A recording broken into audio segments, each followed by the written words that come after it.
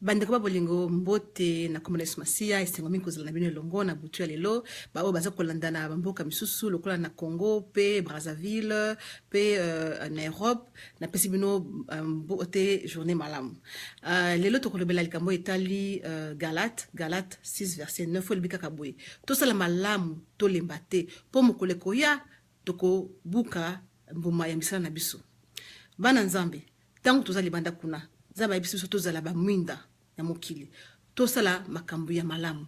to seme biloko ya malamu to lona makambo ya malamu tangu yozo sala malamu ndeko na ngai kolemba te koloba te ke ngaka nina sala ngaka nina pesaka ngaka nina sala ngaka nina pesaka ba ndimaka ngai pete kobanga na yote mutamukila ndimaka te menzambe na lola azomona yenda futaka yende mofuti malamu yenda sala kabikamwa donc tango yozo sala yo kolemba na yote yeba ke ndenge za wana kuna makamu na yo epa ya nzambe azokoma azomona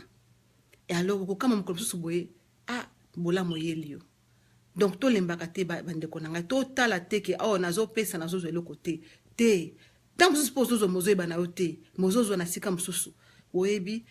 lolenge ya biso bana nzambe singi tozela kaka lolenge toujours ya kosala bolamu Yesu Masia yobita ngai kokufa pona biso bien que to yambaki na botema moko te alembaki te ke ngai nazozonga na ngai po bino bozonzi mangai te akendiki tina suka ya mission na ye ti akufaki pe tanga kosekwa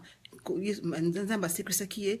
kembo ezalaki pa na ye donc boye monyete mosala na ye efutamaki to